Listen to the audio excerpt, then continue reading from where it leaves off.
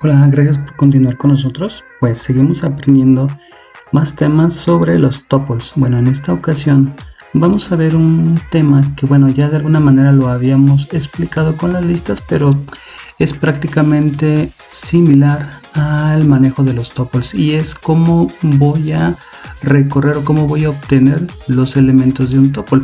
Existen varias maneras entonces y es muy similar a las listas utilizando la estructura repetitiva for y while, y por ejemplo en el caso del for pues combinándolo con la función range y con la función length. Bueno, pues vamos directo a PyCharm para mostrarte cómo es esto. Mira, aquí nuevamente tengo un tuple, ya se te va a hacer muy familiar porque lo he utilizado en varios videos. Y bueno, básicamente cómo voy a recorrer un tuple utilizando una estructura for, pues de la misma manera que lo hacemos con las listas. Por ejemplo, vamos a utilizar la instrucción o el comando for, luego voy a poner una variable, puedo poner por ejemplo, vamos a llamarlo x.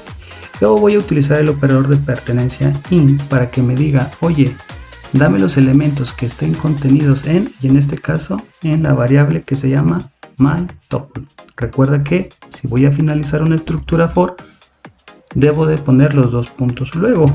Pues bueno, lo que prácticamente resta es imprimir el valor, en este caso x. Vamos a ejecutarlo para que veas qué es lo que sucede. Déjame hacer esto un poco más grande por aquí y mira, estamos recorriendo cada uno de los elementos del tuple. En este caso el tuple, como recordarás, tiene una lista, elementos de string, enteros, flotantes, booleanos, otros tuple, etc. Entonces esta es una forma, esta es la manera más natural. Existe una segunda manera, igual que con las listas.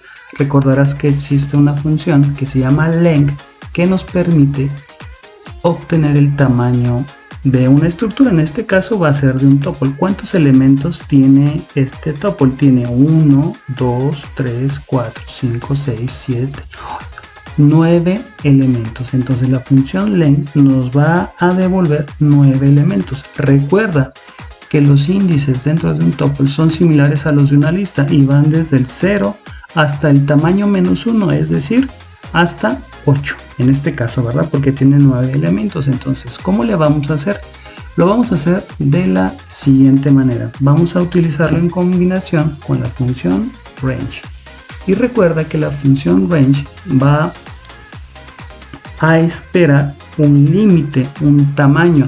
Es decir, si yo le paso un 10, me va a devolver del 0 o los elementos de una lista del 0 al 9, porque el límite no es inclusive, ese límite no se considera. Si le paso un 12, por ejemplo, pues va del 0 al 11. Si le paso un 20, va del 0 al 19. Y así puedo ponerte muchos ejemplos. Entonces aquí lo que le voy a decir es que le voy a pasar la longitud de myTuple. Como tiene 9, length devuelve 9, pero como está dentro de la función range, pues va a ir hasta el 8, que es lo que yo requiero, que me dé del 0 al 8. Entonces lo que le voy a decir es, ok, dame los elementos de myTuple en la posición x. ¿Sí lo cachas? Entonces recuerda, la función range básicamente me devuelve los números desde el 0, 1, 2 hasta mi límite. Y entonces ese límite no se va a incluir, entonces va a ser límite -1. Entonces vamos a ejecutarlo para que veas cómo lo hace. Entonces es la misma manera, pero bueno, te doy las dos opciones porque pues puede ser que a ti te guste más utilizar la función range en combinación con length o directamente imprimir cada uno de los elementos del tuple. Va a depender de las circunstancias y del programa o el problema que estés realizando en ese momento. Y bien, la otra forma que tenemos pues es hacerlo con una estructura repetitiva de tipo while. Recuerda que la estructura, voy a borrar esto por aquí, de tipo while requiere una expresión a ser evaluada para saber si entra a ejecutarse el código que está dentro de este ciclo repetitivo. Entonces, por ejemplo, normalmente como nosotros vamos a requerir el índice para acceder a los elementos del tuple, pues normalmente se va a definir una variable, vamos a llamarle índice. En este caso lo voy a inicializar a 0, ¿ok?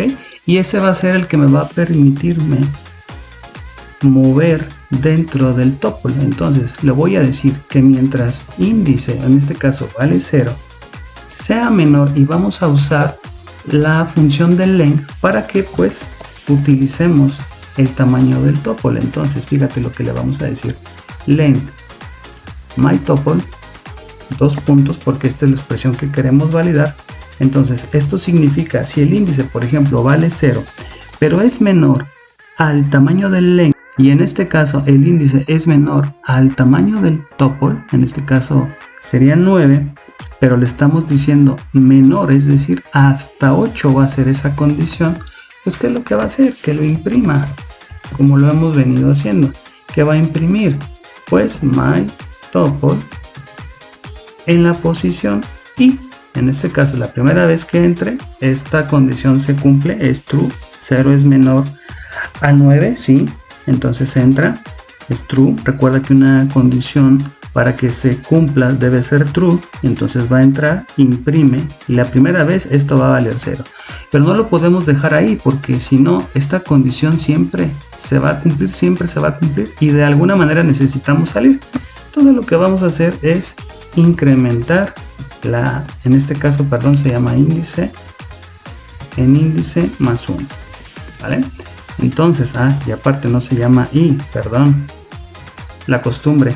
Entonces ahí incrementamos la variable, y la segunda vez que entre, pues índice ya va a valer 1. Ahora 1 es menor a 8, sí es menor a 8, y así, perdón, a 9, y así sucesivamente se lo lleva hasta que llega al último elemento. Entonces fíjate, es otra manera de imprimir los elementos de un arreglo, o de, en este caso, accederlos, y ya tú los vas a procesar como tú lo requieras. Entonces fíjate, hay dos maneras básicamente para recorrer: utilizando el ciclo for, utilizando el ciclo while. Recuerda que cuando utilices el ciclo while se debe de cumplir una condición, y no olvides utilizar alguna variable que te permita salir del ciclo, ¿sale? Porque si no lo haces, este ciclo while, la situación que tienes que se va a repetir infinitamente. Bueno, espero que eso te haya quedado claro. Vamos a seguir aprendiendo más cosas sobre los tuples. Nos vemos en el siguiente video. Muchas gracias.